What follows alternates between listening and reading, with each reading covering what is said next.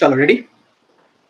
তো আজকে আমরা জুডিশিয়ারি চ্যাপ্টারটা পড়বো এবং আমরা সবাই আজকে অনলাইন কানেক্টেড আছি। তো অনলাইনে একটা হাই জোশ মেইনটেইন করতে হবে আমাদের। একটা হাই এনার্জি ক্রিয়েট করতে হবে যাতে আমাদের মনে হয় যে আমরা সবাই সামনাসামনি আছি। তো তোমরাও একদম হাই জোশের সাথে বসো আর আমিও হাই জোশের সাথে বসছি। খুব বেশি চিৎকার করতে পারবো না আমি জোশ বোঝানোর জন্য। কারণ রাত হয়েছে। তাহলে পাশের বাড়ির লোক এসে আমাকে তার জোশ বুঝিয়ে দিয়ে চলে যাবে। তো যাই হোক, আ চলো শুরু করতে চলেছি judiciary chapter.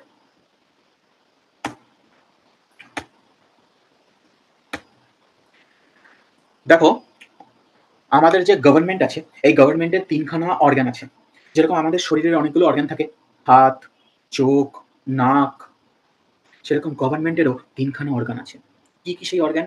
Number 1 legislature, number 2 executive and number 3 is judiciary. এই নাম্বার 3 জুডিশিয়ারিটা নিয়েই আজকে আমরা একটু আলোচনা করতে বসেছি। তার আগে একটু বুঝে নিই যে এই ৩ টে অর্গান তাদের কাজ কি? লেজিসলেচার ছবিটা দেখেই বুঝতে পারছো, পার্লামেন্ট। লেজিসলেচার মানে পার্লামেন্ট। পার্লামেন্টের ২ টো হাউস হয়।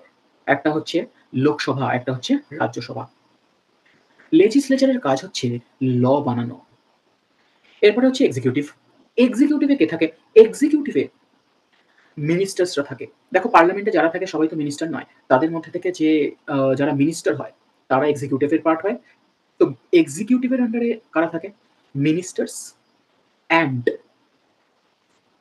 দেয়ার officers. Union ministers and their officers. তো মোদি, অমিত শাহ এরা কি? এরা হচ্ছে সব এক্সিকিউটিভের পার্ট। আইপিএস, আইএএস এরাও এক্সিকিউটিভের পার্ট। এদের কাজ কি? লেজিসলেচার তো ল বানায়। এক্সিকিউটিভের কাজ হলো লটাকে ইমপ্লিমেন্ট করা। এক্সিকিউটিভের কাজ হলো লটাকে ইমপ্লিমেন্ট করা। এরপরে আসছে third organ, that is judiciary. জুডিশিয়ারির কাজ হলো এক্সিকিউটিভ ঠিক করে লটাকে ইমপ্লিমেন্ট করছে কিনা সেটাকে চেক করা। বা ধরো লেজিসলেচার তাদের যা পাওয়ার তার সেই পাওয়ারের অপব্যবহার করছে কিনা সেটাকে চেক করা। ফর এক্সাম্পল, লেজিসলেচার ধরো এমন একটা পার্লামেন্ট এমন একটা ল বানিয়ে দিল যেই লটা কনস্টিটিউশনকে ভায়োলেট করছে। It is inconsistent with the constitution of India. তখন জুডিশিয়ারি বলবে না, এই লটাকে আমি ক্যান্সেল করে দিলাম। আবার এক্সিকিউটিভ, এক্সিকিউটিভের মধ্যে কারা কারা আসছে? মিনিস্টার্স। মিনিস্টার্সরা ব্রাইব নিচ্ছে। মিনিস্টাররা ব্রাইব নিচ্ছে। বা ধরো আইএস, আইপিএস, পুলিশ এরা ব্রাইব নিচ্ছে। তখন পিকচারে কে এন্ট্রি নেবে? My lord judiciary. তো জুডিশিয়ারির কাজ কি? Implementation of law. যেই লটা কে বানাবে? লেজিসলেচার। সরি, ইমপ্লিমেন্টেশনটা ঠিকঠাক হচ্ছে কিনা সেটা দেখা। ইমপ্লিমেন্টেশন কে করবে? এক্সিকিউটিভ। এবং সেই ইমপ্লিমেন্টেশনটা প্রপার হচ্ছে কিনা সেটাকে মনিটর করা হচ্ছে জুডিশিয়ারির কাজ। তো লেজিসলেচার ল বানাবে, এক্সিকিউটিভ ইমপ্লিমেন্ট করবে, আর জুডিশিয়ারি ওয়াচডগ সবকিছু ঠিকঠাক হচ্ছে কিনা দেখবে। কোথাও কোনো ভুল হলে এন্ট্রি মারবে। টাটারা। আচ্ছা, এইবারে এই যে জুডিশিয়ারি, এই জুডিশিয়ারিকে ইন্ডিপেন্ডেন্ট রাখা ইজ ভেরি ইম্পর্টেন্ট। জুডিশিয়ারিকে যদি আমি ইন্ডিপেন্ডেন্টই না রাখি তাহলে জুডিশিয়ারি কি করে লেজিসলেচারের কাজকর্মকে ওয়াচডগের মতো করে চেক করবে? আজকে ধরো লেজিসলেচারে কোনো গন্ডগোল হচ্ছে, কোনো মিনিস্টার বা ধরো এক্সিকিউটিভ কোনো মিনিস্টার কোনো গন্ডগোল করছে, তো জুডিশিয়ারি তার এগেনস্টে স্টেপ নিতে পারবে তখনই যখন জুডিশিয়ারি ইন্ডিপেন্ডেন্ট হবে তাদের থেকে। তো জুডিশিয়ারির ইন্ডিপেন্ডেন্সকে অ্যাসিওর করার জন্য কনস্টিটিউশন অফ ইন্ডিয়া কি, কি স্টেপ নিয়েছে সেটা আমরা এই স্লাইডে পড়তে চলেছি। নাম্বার 1 অ্যাপয়েন্টমেন্ট অফ জাজেস। জাজেসদের যখন অ্যাপয়েন্ট করা হয়, আমরা একটু পরে পড়বো কি করে করা হয়, ছোট করে পড়বো। জাজেসদের যখন অ্যাপয়েন্ট করা হয়, এমন নয় যে মিনিস্টারদের কথা মতন অ্যাপয়েন্ট করা হবে বা লেজিসলেচারে পার্লামেন্টে ডিসকাস করা হবে যে কে জাজ হবে। না, legislature is kept independent. Legislature is kept separate. It is not involved in the process of appointment of judges. পার্লামেন্টে ডিসকাশন হয়ে জাজকে অ্যাপয়েন্ট করা হয় না। তাহলে তো রুলিং পার্টি যে সে তার ফেভারেবল জাজকে নিয়ে আসবে। আর জাজও তখন তার কথা মতোই কাজ করবে। কারণ জানে যে আমাকে এরাই অ্যাপয়েন্ট করেছে। তো legislature is kept independent. It is not involved. এক্সিকিউটিভকেও ইনভলভ করা হয় না, লেজিসলেচারকেও ইনভলভ করা হয় না। এক্সিকিউটিভের থোড়া বহুত ইনভলভমেন্ট থাকে, বাট মেন পাওয়ারটা জাজেসদের অ্যাপয়েন্ট করার মেন পাওয়ারটা জুডিশিয়ারির কাছেই থাকে। মানে ধরো আজকে একটা chief justice of India retire করছে, তো সে ঠিক করে দিয়ে যায় যে নেক্সট চিফ জাস্টিস কে হবে। তো লেজিসলেচার, এক্সিকিউটিভ এদেরকে ইনভলভ করা হয় না। লেজিসলেচারকে তো একদমই করা হয় না। এমন মোটেই নয় যে নেক্সট জাজ কে হবে সেটা পার্লামেন্টে ডিসকাস হবে। না, না, না, না, না, শিপ, শিপ, শিপ, শিপ। এক্সিকিউটিভের একটু, একটু ইনভলভমেন্ট থাকে। বাট মেইন পাওয়ারটা থাকে with judiciary itself. Second point হচ্ছে কোয়ালিফিকেশন। দেখো, জাজ হওয়ার জন্য প্রপার কোয়ালিফিকেশন দরকার। কি কোয়ালিফিকেশন? তোমাকে অ্যাডভোকেট হতে হবে বা তোমাকে একটা ডিস্টিংগুইশড জুরি হতে হবে। ডিস্টিংগুইশড জুরি মানে ধরো তোমার কাছে এলএলবি ডিগ্রি নেই, কিন্তু তুমি ইন দ্য ফিল্ড অফ লতে, in the field of law you have made significant contribution. তো as per the president of India you are a distinguished jury. তুমি অ্যাডভোকেট নয়। অ্যাডভোকেট মানে কি? অ্যাডভোকেট হচ্ছে সেই লোকটা যার কাছে এলএলবি, যে এলএলবি করেছে, প্লাস যার কাছে সার্টিফিকেট অফ প্র্যাকটিস আছে, কোর্টে সে প্র্যাকটিস করছে। এবার ধরো একটা লোক এলএলবি করেছে বাট সে কোনোদিন প্র্যাকটিস করেনি, ইজ নট অ্যান অ্যাডভোকেট। বা ধরো একটা লোক এলএলবি করেনি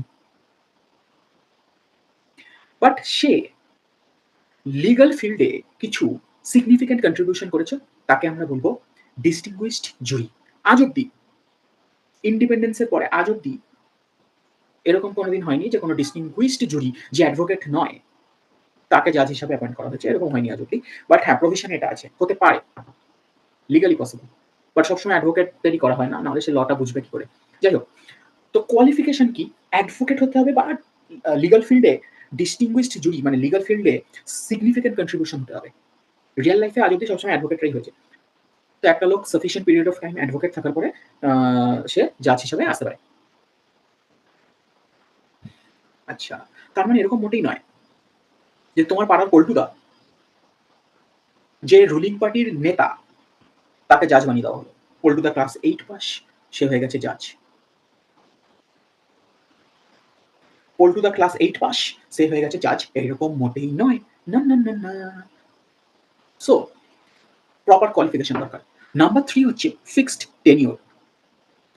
একবার একটা জাজকে তুমি যদি অ্যাপয়েন্ট করো, তোমার ইচ্ছা মতো তুমি যখন ইচ্ছা তাকে রিমুভ করে দিলে, এরকম মোটেই করতে পারবে না। রিমুভ তুমি করতে পারবে বা তার জন্য ডিফিকাল্ট প্রসিডিওর আছে, আমরা করবো একটু পরে। তো আজকে তোমার মনে হলো, তোমরা অনেক সময় হিন্দি মুভিতে দেখেছো, একটা পুলিশ অফিসার ঠিক করে কাজ করছে না, মিনিস্টার ফোন উঠালো, তাকে জঙ্গলে ট্রান্সফার করে দিল। সেটা হতে পারে। পুলিশ অফিসার তো এক্সিকিউটিভের পার্ট, আর এক্সিকিউটিভের উপরে মিনিস্টারদের একদম মানে এক্সিকিউটিভ যে অর্গানটা গভর্নমেন্টের, তাতে কে কে আছে? Ministers and their officers. তো অফিসার্স যারা, তারা মিনিস্টারের আন্ডারেই কাজ করে। মিনিস্টাররা মানে তাদেরকে অফিসারদের ইন্ডিপেন্ডেন্ট কাজ করতে দেয় না। বাট জুডিশিয়ারির ক্ষেত্রে কিন্তু এরকম নয়, জুডিশিয়ারি ইজ ইন্ডিপেন্ডেন্ট। তাদের একটা ফিক্সড টেনিউর আছে, তুমি তাকে যখন তখন রিমুভ করে দিতে পারবে না। তো আজকে ধরো একটা জাজ কোন একটা মিনিস্টারের এগেনস্টে কোন একটা জাজমেন্ট দিল, তো পুলিশদের যেরকম ট্রান্সফার করে দেওয়া হয়, জাজকে সেরকম ট্রান্সফার করতে পারবে না, জাজকে রিমুভ করতে পারবে না। তার জন্য খুব ডিফিকাল্ট একটা প্রসিডিওর আছে, সেই প্রসিডিওরের মধ্যে যাবে, সেই প্রসিডিওরের মধ্যে গিয়ে তবেই রিমুভ করতে পারবে, ইচ্ছা মতো করতে পারবে না। তোমার মনে হলো আজকে এই জাজটাকে রিমুভ করবো, আজকে বিজেপির মনে হলো, বিজেপি এখন ruling party, for example BJP মনে হলো যে আমি এই জাজটাকে রিমুভ করবো না, করতে পারো। তার জন্য প্রপার প্রসিডিওর আছে, সেটাকে ফলো করতে হবে, উইচ ইজ ভেরি ডিফিকাল্ট। আচ্ছা, তো এই প্রভিশনগুলো কেন করা হয়েছে? যাতে জুডিশিয়ারি ইন্ডিপেন্ডেন্ট কাজ করতে পারে। Number 4 is remuneration.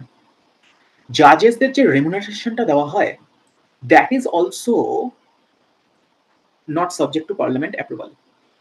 তো ভাই, পার্লামেন্টকে খুশি করে তুমি রেমুনারেশন বেশি কামাবে, এইসবের কোনো গল্প নেই। ইন্ডিপেন্ডেন্ট করে দেওয়া হয়েছে একেবারে জুডিশিয়ারিকে। আচ্ছা, নেক্সট পয়েন্ট হচ্ছে কন্টেম্প্ট অফ কোর্ট। তুমি ধরো কোর্টের কোনো জাজমেন্ট মানছো না, তো কোর্টের তখন পাওয়ার আছে তোমাকে পেনালাইজ করা।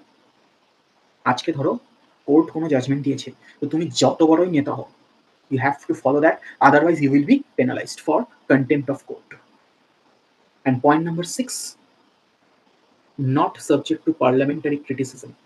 একটা জাজের কন্ডাক্ট পার্লামেন্টে আলোচনা হয় না, একটা জাজ কি করছে না করছে এই নিয়ে পার্লামেন্টে আলোচনা হয় না। শুধুমাত্র যখন রিমুভ করতে হবে একটা জাজকে, তখন পার্লামেন্টে আলোচনা হবে, পার্লামেন্টের দুটো হাউসেই পাস করাতে হবে, তবে গিয়ে রিমুভ হবে। আমি একটু আগে বললাম যে ইটস আ ডিফিকাল্ট প্রসেস। তো রিমুভালের সময় শুধু ডিসকাশন হবে, তাছাড়া in the normal course of activity একটা জাজের conduct is not subject to parliamentary criticism. যাতে জাজকে ভাবতে না হয় যে আমি এই কাজটা করলে পার্লামেন্টে ঝড় উঠবে। জাজ একদম ইন্ডিপেন্ডেন্টলি ঠান্ডা মাথায় কাজ করবে। সো এই যে প্রসেসগুলো রাখা হয়েছে, এই যে পয়েন্টগুলো রাখা হয়েছে, এগুলো জুডিশিয়ারির ইন্ডিপেন্ডেন্সকে অ্যাসিওর করার জন্য রাখা হয়েছে। যাতে জুডিশিয়ারি কারোর চাপে না পড়ে নিজের মতন করে স্বতন্ত্রভাবে কাজ করতে পারে। তাহলে ইন্ডিপেন্ডেন্স অফ জুডিশিয়ারিতে আমরা কি বললাম? অ্যাপয়েন্টমেন্ট অফ জাজেস, legislature is not involved.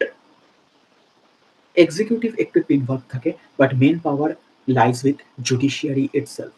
Number 2, qualification. তোমার পাড়ার পল্টুদাকে তুমি রুলিং পার্টি মনে করলো জাজ বানিয়ে দেবো না, that is not possible. Fixed tenure, একটা ফিক্সড টেনিওর আছে, তার আগে রিমুভ করা যায় না। Remuneration is not subject to parliamentary approval. Contempt of court হলে পেনালাইজ করতে পারবে। অ্যান্ড একটা জাজের conduct is not subject to parliamentary criticism. Okay, so this is all about independence of judiciary.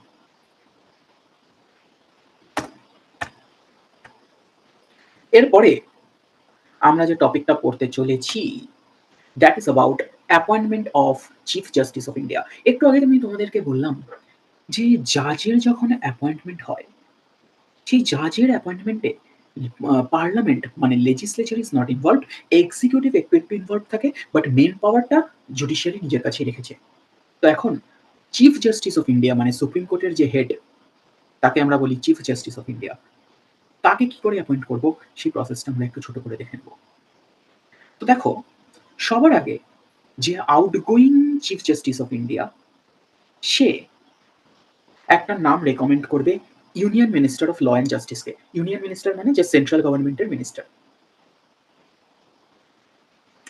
তো আউটগোয়িং সিজেআই মানে যে রিটায়ারিং সিজেআই, যে চলে যাচ্ছে, সে তার পরের জনকে, পরে কে হবে তার নামটা রেকমেন্ড করে যাবে। এই নামটা কাকে রেকমেন্ড করবে? মিনিস্টার অফ ল অ্যান্ড জাস্টিসকে। Minister of law and justice এই রেকমেন্ডেশনটা ফরওয়ার্ড করে দেবে প্রাইম মিনিস্টারের কাছে। প্রাইম মিনিস্টার ফরওয়ার্ড করে দেবে প্রেসিডেন্টের কাছে।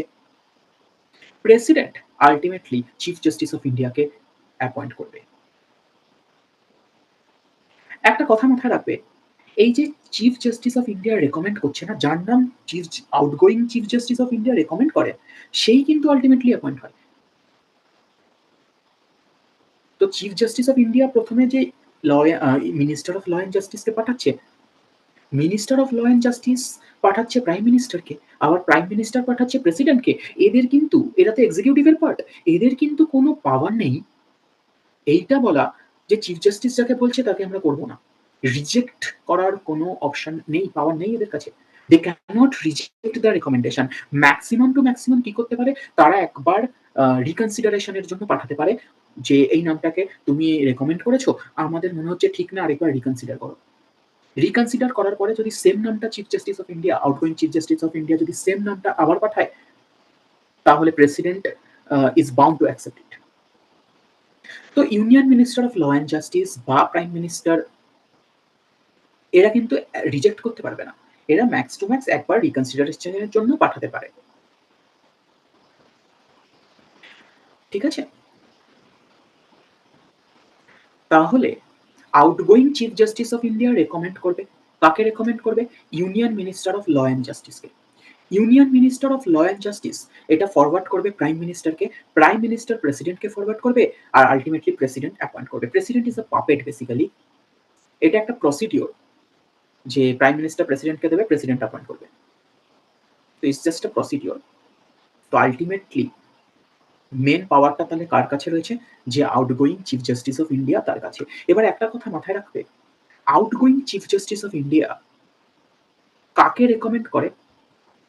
এইটা একটা কনভেনশন যে outgoing chief justice of India always recommends the senior most জাজ। আজকে ধরো mister A, he is the outgoing chief justice of India, তো he will recommend the next senior most জাজ as the next chief justice of India. এইটা একটা convention যেটা follow হয়ে চলছে। And This convention was only broken twice since independence. একবার 1973 আর একবার 1975 দুবার এইটা ব্রেক করা হয়েছে। বাট তাছাড়া সবসময়ই দেখা গেছে যে outgoing chief justice of India has recommended the senior most জাজ as the next chief justice of India. Therefore appointment of chief justice of India takes place as per the seniority principle. আচ্ছা, seniority কি করে measure করা হবে? On the basis of date of appointment. একটা extra knowledge দিই, ধরো দুটো জাজ সেম ডেতে অ্যাপয়েন্টেড হয়েছে, তাহলে কে বেশি সিনিয়র? যে আগে ওথ নিয়েছে তাকে বেশি সিনিয়র ধরা হবে। He will be considered as the senior most. আচ্ছা, so this is all about chief justice of India, যেখানে outgoing chief justice of India একটা নাম রেকমেন্ড করে to the minister of law and justice. Minister of law and justice সেই রেকমেন্ডেশনটাকে হয় রিকনসিডারেশনের জন্য পাঠাতে পারে বা প্রাইম মিনিস্টারের কাছে ফরওয়ার্ড করে দিতে পারে। প্রাইম মিনিস্টার রিকনসিডারেশনের জন্য পাঠাতে পারে, আদারওয়াইজ প্রেসিডেন্টকে ফরওয়ার্ড করে দেবে। প্রেসিডেন্ট আলটিমেটলি অ্যাপয়েন্ট করবে। মাথায় রাখতে হবে, union minister of law and justice, prime minister, president এরা কেউ কিন্তু চিফ জাস্টিস অফ ইন্ডিয়ার রেকমেন্ডেশনকে রিজেক্ট করতে পারবেন না। So the ultimate power lies in the hands of judiciary itself, যেটা আমরা একটু আগে ইন্ডিপেন্ডেন্সে পড়ছিলাম। এগিয়ে যাচ্ছি।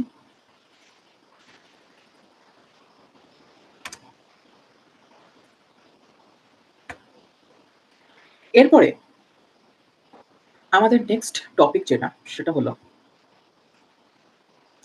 অ্যাপয়েন্টমেন্ট অফ আদার জাজেস ইন সুপ্রিম কোর্ট।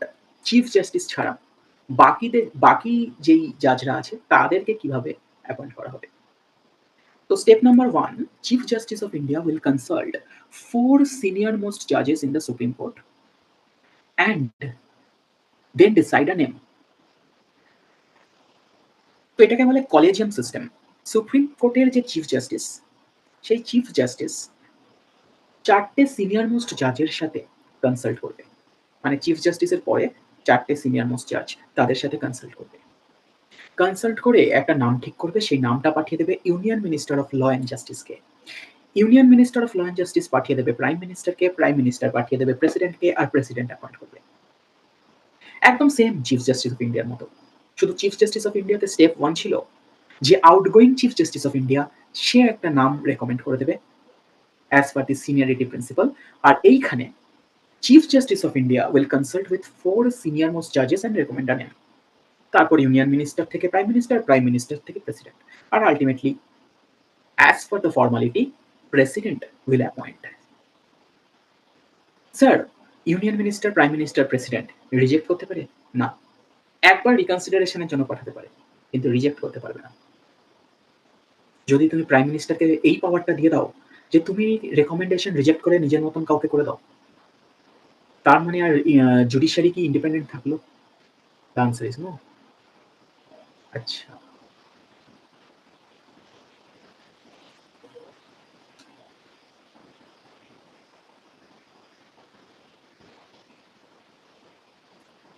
তাহলে আমরা টপিক নাম্বার 2-তে appointment of chief justice of India পড়লাম, আর টপিক নাম্বার 3-তে আমরা পড়লাম অ্যাপয়েন্টমেন্ট অফ আদার জাজেস ইন সুপ্রিম কোর্ট।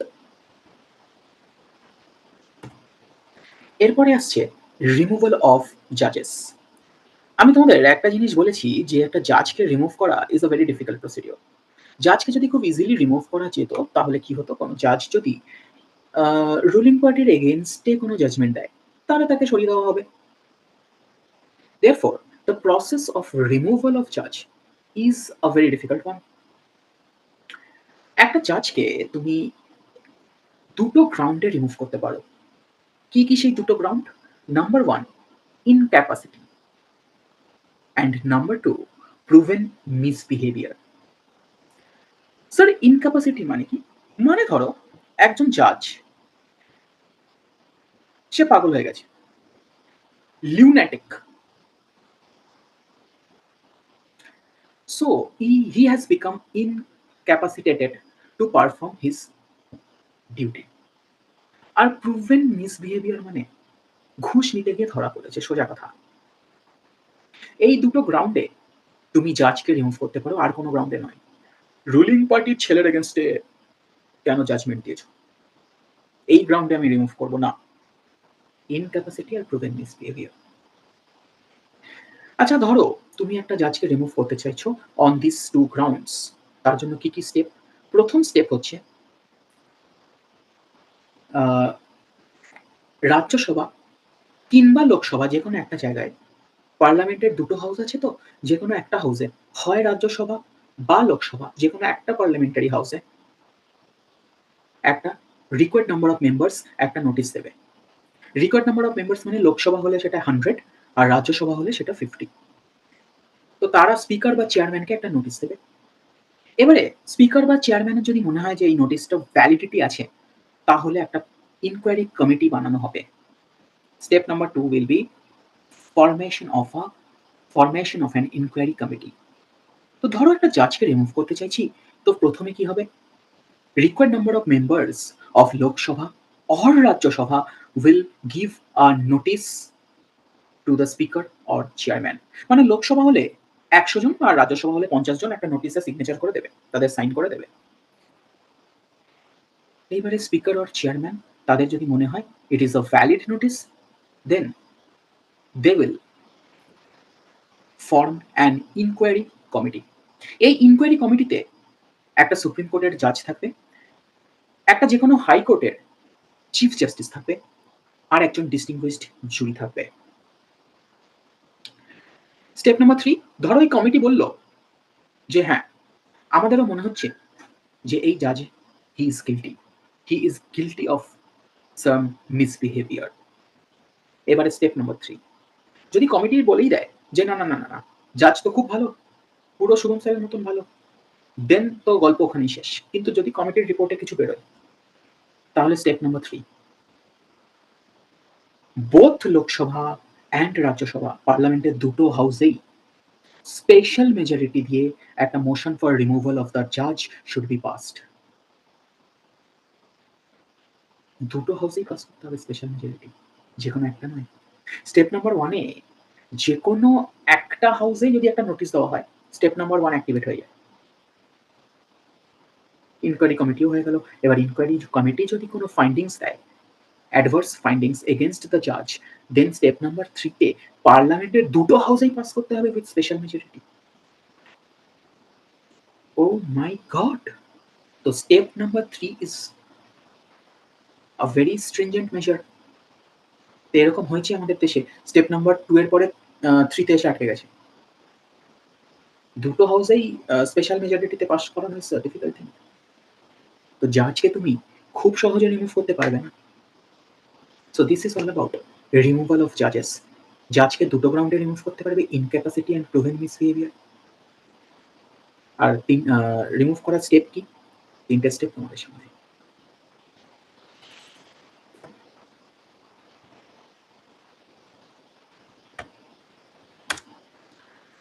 আমাদের নেক্সট টপিক হচ্ছে হায়ারার্কি অফ কোর্টস। আমাদের দেশে সবার উপরে আছে supreme court, the supreme court of India.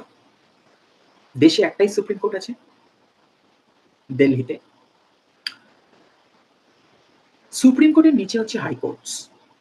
আমি কিন্তু দ্য হাইকোর্ট বলিনি, আমি বলেছি হাইকোর্টস, প্লুরাল। প্রত্যেকটা স্টেটের একটা আলাদা আলাদা করে হাইকোর্ট থাকে, বা অনেক সময় এরকম হয় যে দুটো স্টেট মিলিয়ে, দুটো স্টেট যদি ছোট ছোট হয়, দুটো স্টেট মিলিয়ে একটা হাইকোর্ট। যেরকম ধরো ক্যালকাটা হাইকোর্ট, ক্যালকাটা হাইকোর্টের জুরিসডিকশন জানো কার উপরে আছে? West Bengal and Andaman and Nicobar island. হ্যাঁ, আন্দামান অ্যান্ড নিকোবর আইল্যান্ড, সেটা কলকাতা হাইকোর্টের আন্ডারে আসছে। তার মানে এই নয় যে আন্দামানে কোনো কেস হলে কলকাতায় ট্রাভেল করতে হবে। কলকাতার একটা বেঞ্চ ওখানে বসে, একটা সার্কিট বেঞ্চ আন্দামানে বসে। তো Kolkata high court has jurisdiction over West Bengal and Andaman and Nicobar Islands. তো সবার আগে the supreme court of India, the supreme court of India একটাই আছে। তারপরে হাইকোর্টস, প্রত্যেকটা স্টেটে একটা একটা করে, বা অনেক সময় দুটো স্টেটের একটা। আর প্রত্যেকটা হাইকোর্টের নিচে অনেকগুলো সাবঅর্ডিনেট কোর্টস থাকে। যাদেরকে আমরা ডিস্ট্রিক্ট কোর্টও বলে থাকি। একটা কেস সবার আগে যাবে সাবঅর্ডিনেট কোর্টে। সাবঅর্ডিনেট কোর্টের জাজমেন্টে যদি তুমি স্যাটিসফাই না হও, তখন সেটা তুমি হাইকোর্টে অ্যাপিল করতে পারো।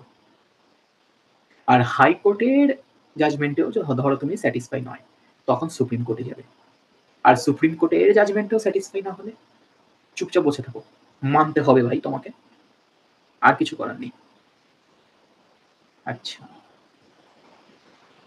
So this is the hierarchy of courts in India. Supreme court, high court, subordinate court. আমরা এবারে সুপ্রিম কোর্টের জুরিসডিকশন নিয়ে একটু কথাবার্তা বলবো। দেখো সুপ্রিম কোর্টের কোন কেস সুপ্রিম কোর্ট অ্যাকসেপ্ট করতে পারে। সুপ্রিম কোর্টের জুরিসডিকশন কি? সুপ্রিম কোর্টের জুরিসডিকশন এই টপিকটাকে আমরা ৩ টে ভাগে ভাগ করব। Number 1 is original jurisdiction, number 2 is appellate jurisdiction and number 3 is advisory jurisdiction. Original জুরিসডিকশনটা কি? অরিজিনাল জুরিসডিকশন মানে কোন কেসগুলো ডাইরেক্টলি সুপ্রিম কোর্টের কাছে আসতে পারবে। আমি একটু আগে কি বললাম? প্রথমে ডিস্ট্রিক্ট কোর্ট, তারপর হাইকোর্ট, তারপরে সুপ্রিম কোর্ট। বাট কিছু কেস আছে যেটা ডাইরেক্টলি সুপ্রিম কোর্টে যেতে পারে। That is called original jurisdiction. And আমাদের কনস্টিটিউশনের article number 131 and 32 point to be noted, 131 and শুধু 32, নট 132, শুধু 32, 131 অ্যান্ড শুধু 32 deals with original jurisdiction. So original jurisdiction covered under article 131 and শুধু 32. আর্টিকেল 131 কি বলছে আগে একটু পড়ে নিই। আর্টিকেল 131 বলছে, ধরো there is a dispute between central government and state government. একদিকে সেন্ট্রাল গভর্নমেন্ট আছে, আরেকদিকে one or more state governments আছে। এদের মধ্যে কোনো ঝগড়া হয়েছে, তো একদিকে সিজি একদিকে এসজি। একটা এসজিও হতে পারে, অনেকগুলো এসজি মিলিয়েও সেন্ট্রাল গভর্নমেন্টের সাথে কেস লড়তে পারে। তো সিজি আরেকদিকে এসজি আর এসজিস, এই কেসটা ডাইরেক্টলি চলে যাবে সুপ্রিম কোর্টে, যেতে পারে। এই কেসটা এরকম কেস যেটা একদিকে আছে সিজি মানে সেন্ট্রাল গভর্নমেন্ট, অন্যদিকে আছে state government, one or more state government, এইটা কিন্তু ডাইরেক্টলি যেতে পারে সুপ্রিম কোর্টে। অরিজিনাল জুরিসডিকশন আছে সুপ্রিম কোর্টের। আচ্ছা ধরো একদিকে সেন্ট্রাল গভর্নমেন্ট আর একটা কোনো স্টেট গভর্নমেন্ট মিলেমিশে আছে, আর অন্যদিকে অন্য পার্টি হচ্ছে কি সেখানে অন্য কোনো স্টেট গভর্নমেন্ট আছে, এই কেসটাও যেতে পারে। তো সিজি ভার্সেস এসজি যেতে পারে, সিজি অ্যান্ড এসজি, আর অন্যদিকে আরেকজন এসজি, সেটাও যেতে পারে। বা ধরো সিজি পিকচারে নেই, দুটো স্টেটের মধ্যে ঝগড়া হচ্ছে, এটাও যেতে পারে।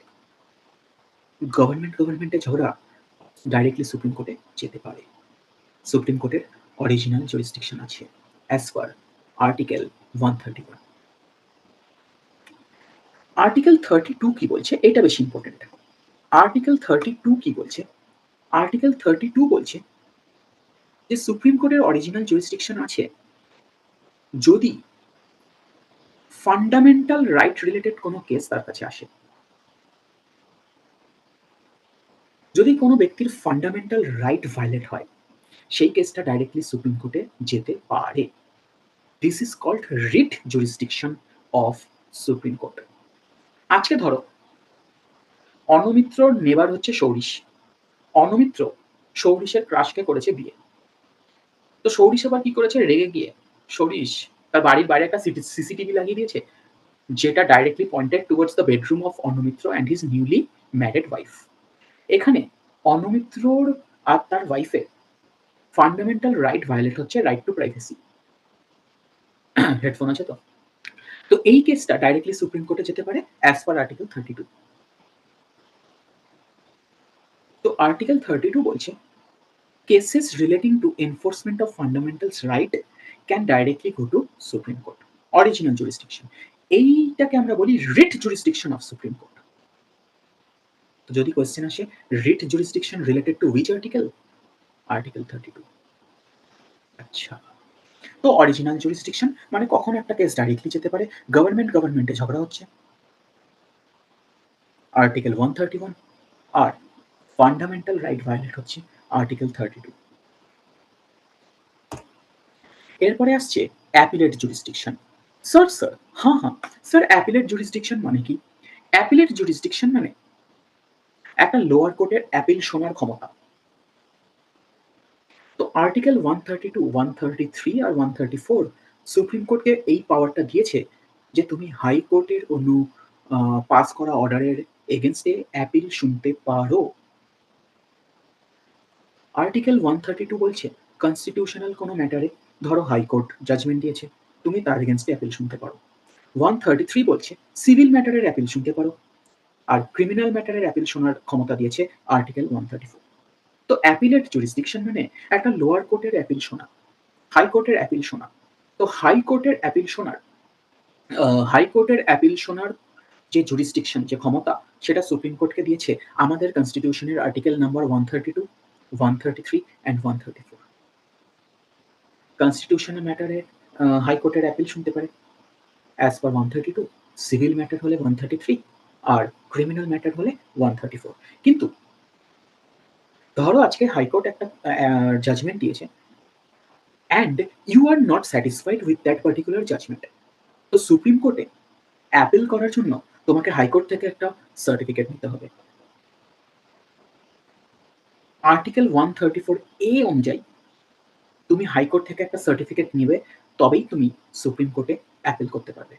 আর হাইকোর্ট জেনারেলি দিয়ে দেয়, তুমি যদি গিয়ে বলো যে আমি অ্যাপিল করতে চাই, হাইকোর্ট ঝামেলা করে না, দিয়ে দেয়। হ্যাঁ, একটা মিনিমাম চেক করে যে তুমি একেবারে মজা তো নিচ্ছ না, কোর্টের তো মজা নিচ্ছ না তুমি, একটা মিনিমাম চেক করে দিয়ে দেয়। তো আর্টিকেল 132, 133 আর 134 বলছে যে সুপ্রিম কোর্টের এই জুরিসডিকশনটা আছে, এই পাওয়ারটা আছে যে হাইকোর্টের পাস করা কোনো জাজমেন্টের এগেইনস্টে তারা অ্যাপিল শুনতে পারে। কনস্টিটিউশনাল ম্যাটার হলে আর্টিকেল 132 পাওয়ার দিচ্ছে, সিভিল ম্যাটার হলে আর্টিকেল 133 পাওয়ার দিচ্ছে, আর ক্রিমিনাল ম্যাটার হলে আর্টিকেল 134 পাওয়ার দিচ্ছে। বাট একটা কথা মাথায় রাখবে, তুমি যদি সুপ্রিম কোর্টে অ্যাপিল করতে চাও, তো আর্টিকেল 134A বলছে যে একটা হাইকোর্টের থেকে আগে সার্টিফিকেট নিয়ে নাও।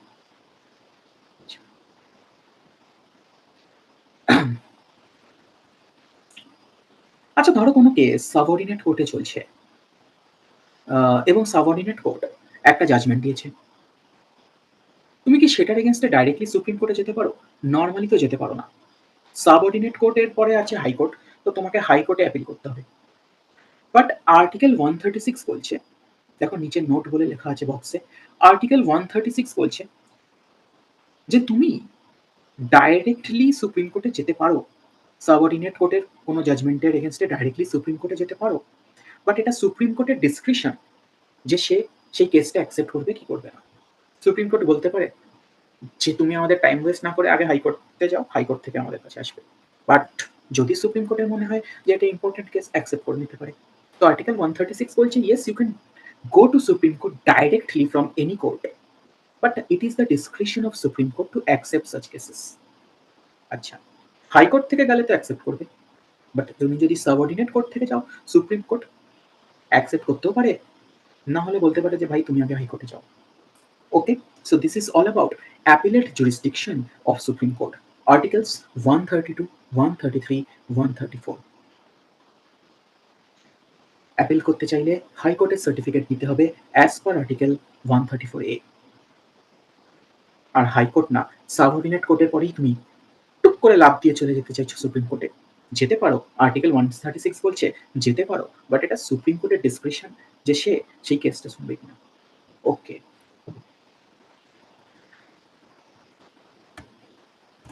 এরপরে আসছে অ্যাডভাইজারি জুরিসডিকশন। অ্যাডভাইজারি জুরিসডিকশনটা কি?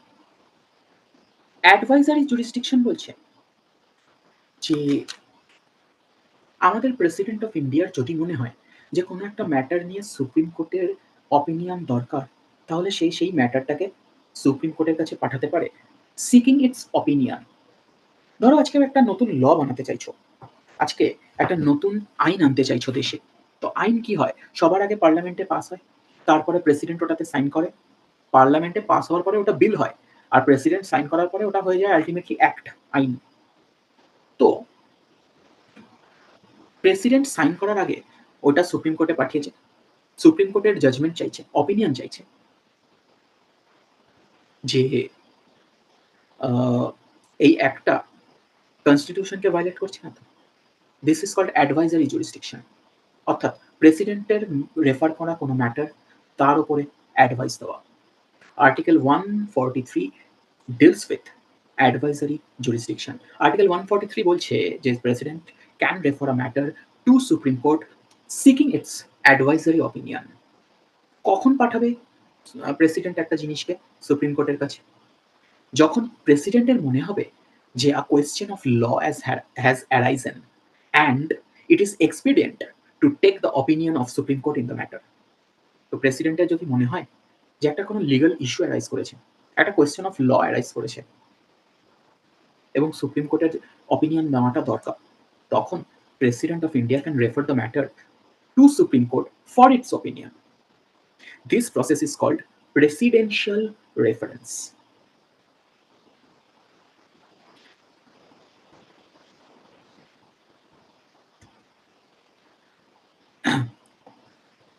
প্রেসিডেন্সিয়াল রেফারেন্স অর্থাৎ advisory jurisdiction covered under article 143, এটা রিলেটেড দুটো কেস তোমাদের সাথে ডিসকাস করব।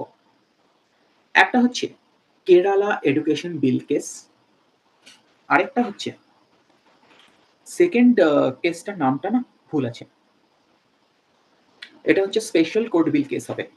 এটা আমি একটু কারেকশন করে দিচ্ছি, এক সেকেন্ড। সেকেন্ড যে নামটা আছে তোমরা একটু খাতায় নোট ডাউন করে নাও বা কোথাও একটা লিখে নাও। সেকেন্ড যে নামটা দেওয়া আছে এখানে, আমি দুটো না একই দিয়ে দিয়েছি ভুল করে। সেকেন্ড নামটা হবে স্পেশাল কোর্ট বিল কেস। দেখো দুটো কেসের কথা আছে তো, একটা কেরালা এডুকেশন বিল কেস, পরেরটা হবে স্পেশাল কোর্ট বিল কেস 1979। ঠিক আছে? তো প্রথমে কেরালা এডুকেশন বিল কেস 1958। তো এই বিলটা প্রেসিডেন্ট পাঠিয়েছিল সুপ্রিম কোর্টের কাছে before signing.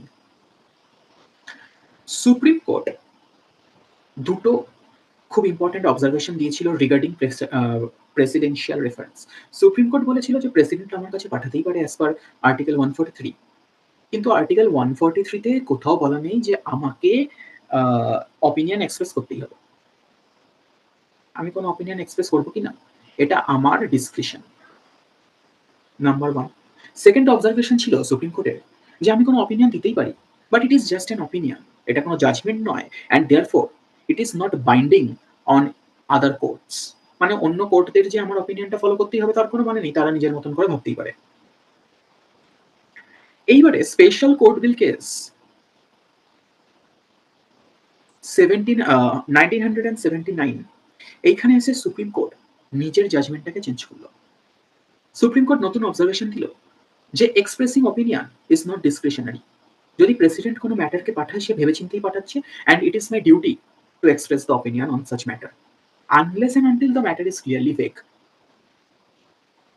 And second observation, যে সুপ্রিম কোর্ট কোনো অপিনিয়ন দিচ্ছে মজা নেওয়ার জন্য দিচ্ছে না। Once supreme court is giving an opinion it is binding on other courts. তো সুপ্রিম কোর্টের অপিনিয়ন যদি কোনো দেয় সেটা অন্য কোর্টদেরও ফলো করতে হবে। সো এই দুটো কেস মনে রাখবে। সেকেন্ড কেসের নামটা মনে রাখবে special court bill case, okay, 1979. So this is all about advisory jurisdiction covered under Article 143 of the Constitution of India, যেটা বলছে যে ইন্ডিয়ার যে প্রেসিডেন্ট সে কোনো ম্যাটারকে সুপ্রিম কোর্টের কাছে পাঠাতে পারে seeking its opinion if the president thinks that a question of law has arisen and it is expedient to seek Supreme Court's opinion. This process is called presidential reference. This completes jurisdiction of Supreme Court. তাহলে supreme কোর্টের জুরিসডিকশনকে তিনটে ভাগে ভাগ করছি। Number one is original jurisdiction, যেটা article 131 and article 32 তে covered.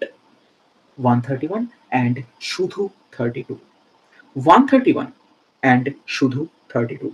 32টা খুব important, it is called writ jurisdiction of supreme court. Original জুরিসডিকশনের পর অ্যাপিলেট জুরিসডিকশন আর্টিকেল 132, 133, 134 আর অ্যাডভাইজারি জুরিসডিকশন আর্টিকেল 143। এরপরে একটা খুব ইম্পর্টেন্ট জিনিসে আসছি, that is public interest litigation. Normally খুব মন দিয়ে শোনো, নরমালি কি হয়? নরমালি যে এগ্রিভড পার্টি, মানে যার ক্ষতি হচ্ছে সে কোর্টে যায়। নরমালি যে এগ্রিভড পার্টি সে কোর্টে যায়।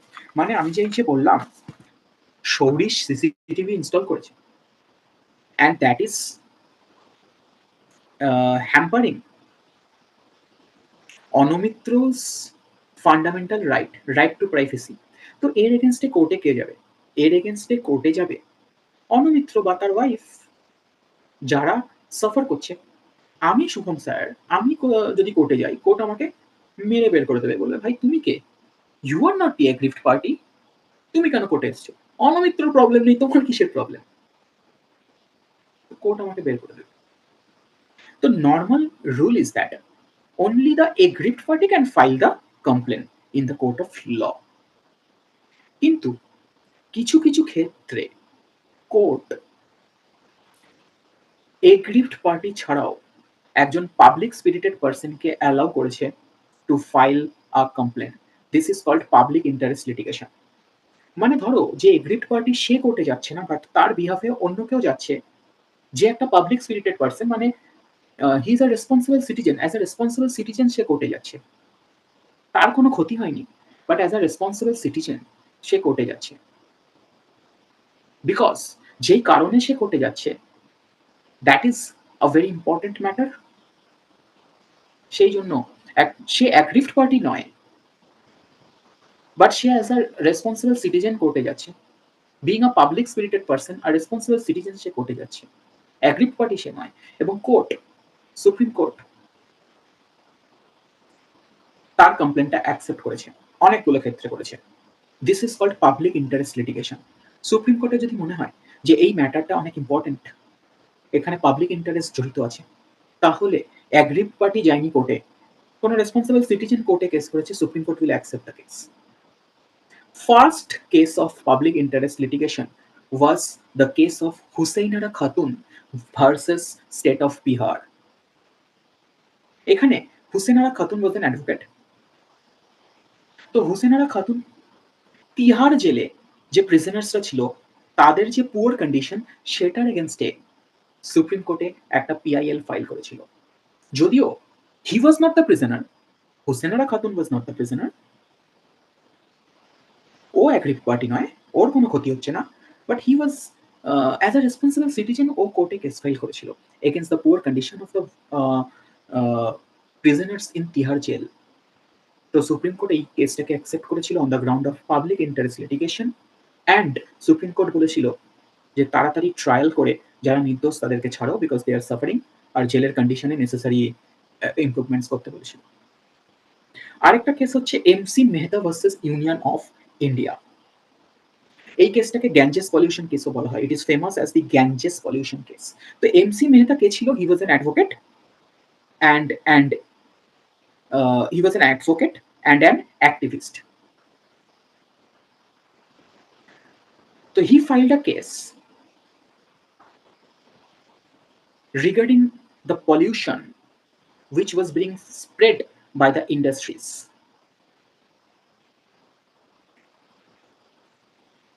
ওর ডাইরেক্টলি তো কোনো ক্ষতি হচ্ছিল না, he was not the direct affected party, but গঙ্গাতে যে পলিউশনটা হচ্ছিল due to the harmful gases or whatever harmful substances emitted from the industries, সেটার এগেনস্টে কোর্টে কেস করেছিল, and Supreme Court accepted it as a public interest litigation.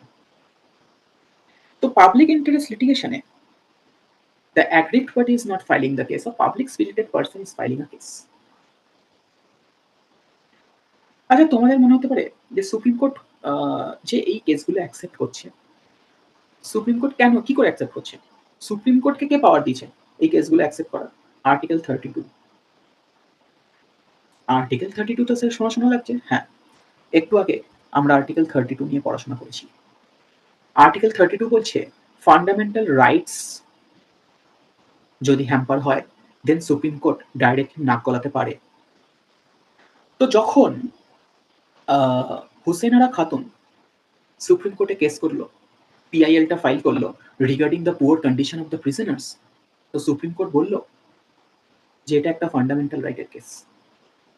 এখানে প্রিজনারদের right to life and personal property is being hampered. Right to life and right to personal property এটা হচ্ছে আমাদের একটা ফান্ডামেন্টাল রাইট। তো এটা হ্যাম্পার হচ্ছে, তো আমি এখানে আর্টিকেল 32 কে অ্যাপ্লাই করতে পারবো। সিমিলারলি এমসি মেহতার কেসে যখন এমসি মেহতা কোর্টে কেস করলো regarding the pollution which was being spread by the industries, তো সুপ্রিম কোর্ট বলল এটাও right to life and right to personal লিবার্টির কেস। বললো এখানে ফান্ডামেন্টাল রাইট হ্যাম্পার হচ্ছে, কারণ রাইট টু লাইফের মধ্যে right to clean and healthy environment included, এটা সুপ্রিম কোর্টের ইন্টারপ্রিটেশন ছিল। তো সুপ্রিম কোর্ট বললো ভাই এটাও ফান্ডামেন্টাল রাইট রিলেটেড কেস, তো আমি এটাকে অ্যাকসেপ্ট করবো আন্ডার 32। তো পাবলিক ইন্টারেস্ট লিটিগেশন মানে হচ্ছে public spirited person not the aggrieved party is filing the case, আর সুপ্রিম কোর্ট সেটাকে লিঙ্ক করে দিচ্ছে ফান্ডামেন্টাল রাইটস এর সাথে, দিয়ে কেসটাকে অ্যাকসেপ্ট করে নিচ্ছে, নাম কল আছে ডাইরেক্টলি।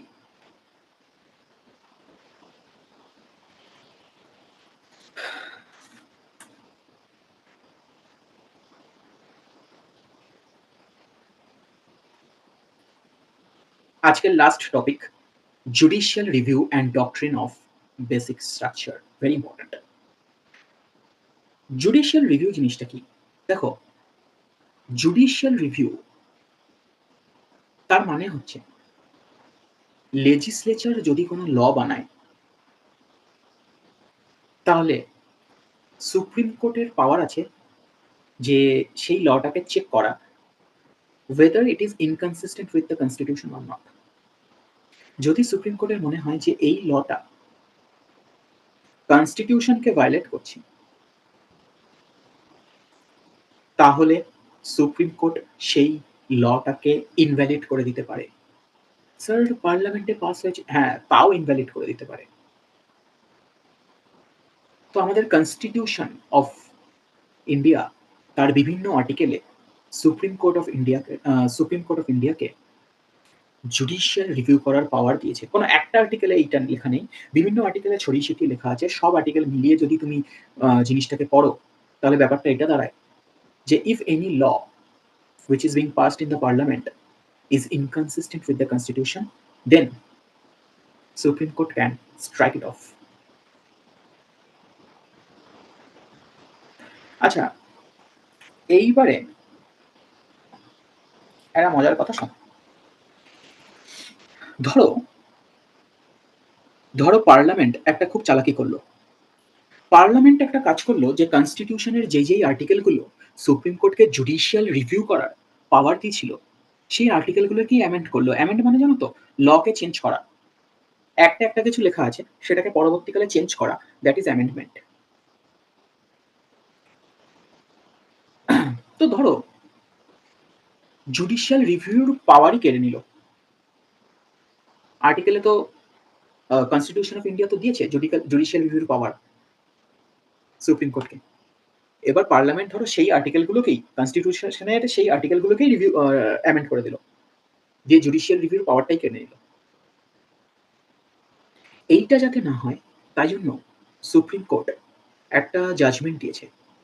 সুপ্রিম কোর্ট বলেছে যে পার্লামেন্ট এমন কোনো অ্যামেন্ডমেন্ট করতে পারবে না কনস্টিটিউশন অফ ইন্ডিয়াতে, যে কনস্টিটিউশনটা বি আর আম্বেদকর লিখে গেছেন সেখানে এমন কিছু অ্যামেন্ডমেন্ট পার্লামেন্ট করতে পারবে না যেটা কনস্টিটিউশনের বেসিক স্ট্রাকচারটাকেই চেঞ্জ করে দিচ্ছে।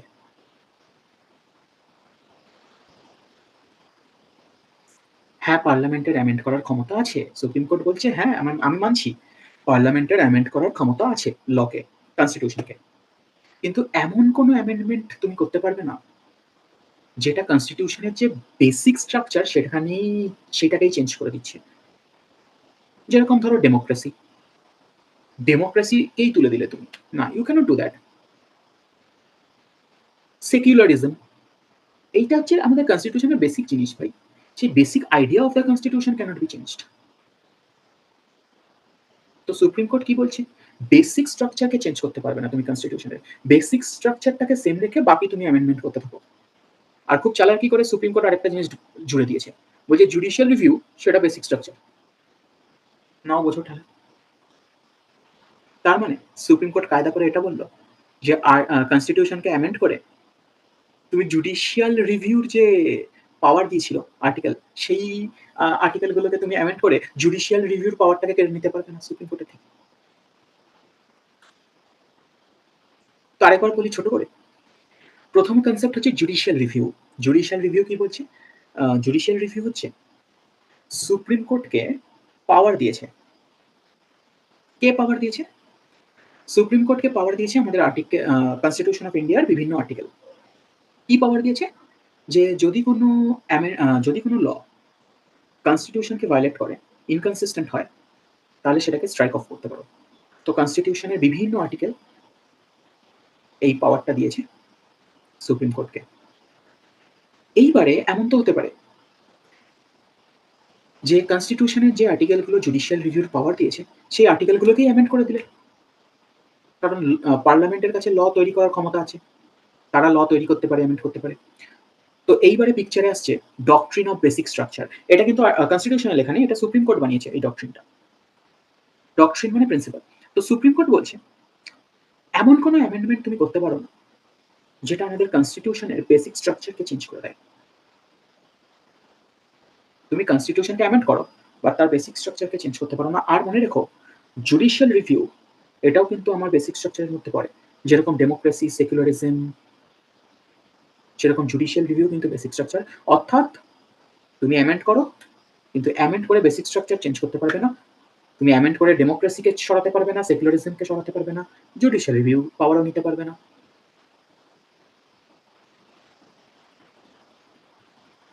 So that's all about judicial review and doctrine of basic structure. মোটামুটি তোমাদের জুডিশিয়ারিতে যা যা আছে আমি কভার করে দিলাম। আমার মনে হয় এই ছোট্ট ক্লাসটা তোমাদের অল্প একটু হলেও সাহায্য করবে।